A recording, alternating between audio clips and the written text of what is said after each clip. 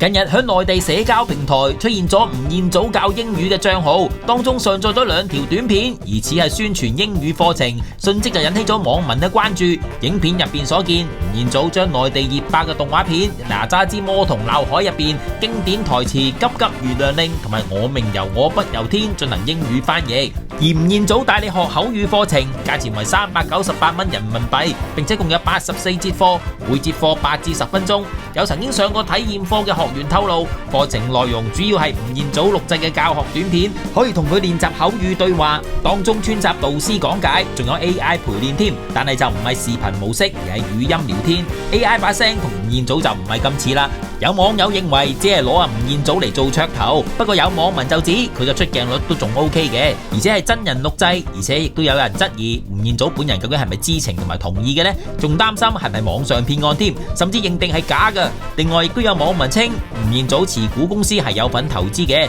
所以唔少網民都蠢蠢欲試。有人更搞笑話，單係睇下吳彥祖個顏值已經值回票價。但係有網民亦都好奇，吳彥祖係咪受到好友尹子維嘅啟發而教英文呢？事關尹子維近年亦都喺網上嗰度免費教英語課程。最初尹子維同太太徐冬冬做直播教英語以搞笑為主，但係後嚟就竟然演變成為專業英語教學。有唔少網民都大讚佢嘅課程生動有趣，睇嚟明星教英文真係大有市場啊！